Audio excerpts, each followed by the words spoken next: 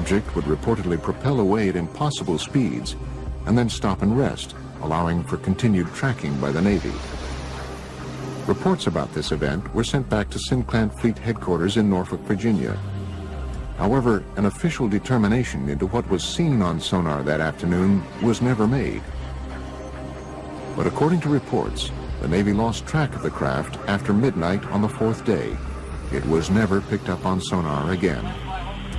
Nobody advanced a theory as to how something could move that fast.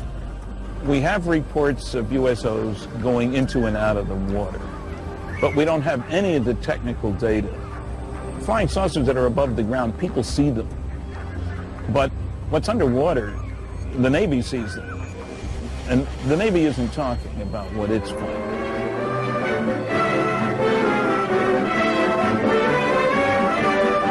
Inflating an immense balloon aboard the USS Norton Sound, the Navy prepares for further study of the elusive cosmic rays somewhere in the Pacific. That's the news.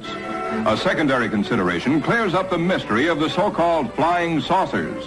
For it is these monsters which rise 19 miles and attain diameters of 100 feet that have been mistaken for the apparitions called flying saucers.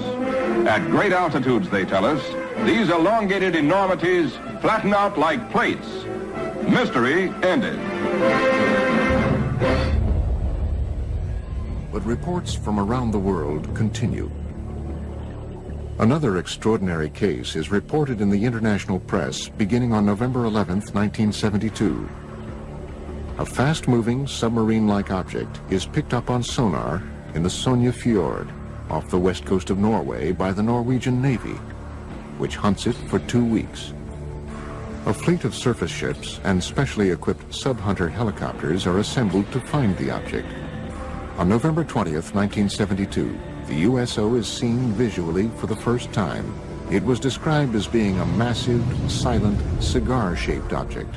A Navy ship promptly fires its guns and torpedoes at the craft. Some ship actually saw it on the surface and fired at it, but it dived, and then they started dropping depth charges. Although all the articles treat this as a submarine, the fact of the matter is nobody was able to identify it as a submarine. After tracking the object for almost 2 weeks, the Navy devises and executes a plan to blockade the fjord and trap the USO. They tried to seal off this fjord so nothing could get in or out. Nevertheless, after 14 or 15 days, this thing disappeared. So that may mean that this object, whatever it was tracked by the Navy, was not a submarine at all, but an unidentified submerged object. Coming up, did Christopher Columbus and his crew witness USOs flying into and out of the Atlantic on October 11th, 1492? One of the earlier cases comes all the way back from the day before Columbus Day in 1492. This is the Santa Catalina Channel, a 26-mile wide stretch of the Pacific Ocean separating the city of Los Angeles from Catalina Island. According to experts, these waters, portions of which might be as deep as Mount Everest is high, may contain some of the world's darkest mysteries. You are seeing an unidentified flying object. It is not a hoax. It is real. The film was taken by Leland Hansen while filming Catalina Island from a helicopter. In recent years, escalating reports of unidentified submerged objects, or USOs, flying into and out of the channel have caused great concern to local residents and researchers. The whole area here is just a huge hotbed of UFO activity. I've uncovered probably 200-300 cases of UFOs flying over the mountains and over the water here. It's just a huge hotspot. Preston Dennett is the author of UFOs over California. He has been investigating USO activity in this area for almost 20 years. Actually, there was a huge wave of sightings over the Santa Monica mountain range on June 14, 1992. The witnesses counted a total of about 200 objects. What's interesting about this case is these objects came from below.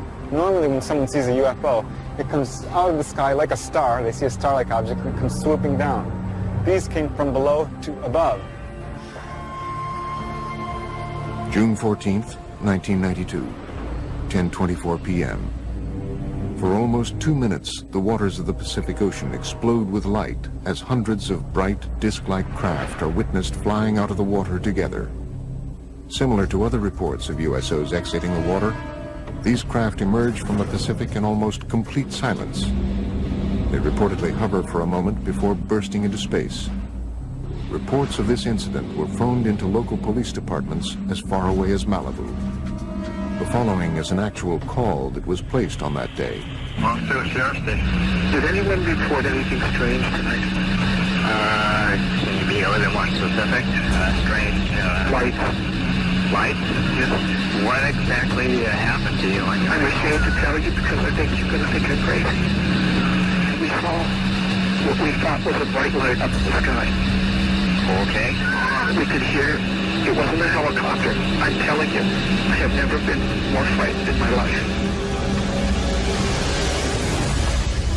According to Dennett, the incident was also reported to the U.S. Coast Guard sector in Long Beach, which ultimately declined the search request. This 1992 event was the second in Los Angeles in 3 years. On the dark, foggy morning of February 7th, 1989, scuba divers, boat sonar systems, and people on the shore witness a long, dark, unidentified craft dive out of the Pacific. For about 90 seconds, the USO rests just above the surface before emitting about a dozen smaller, fast-moving objects. 60 seconds later, the craft dives back underwater. Its last reported sonar heading was south toward the Santa Catalina Channel before it disappeared. And it involved dozens of objects which were seen off the coast of Marina del Rey.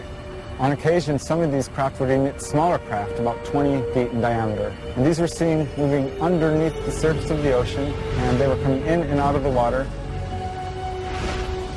As the 1947 incident at Roswell sparked worldwide curiosity about flying saucers, these events near Los Angeles have sparked a current wave of research into the capabilities and threats of so-called USOs.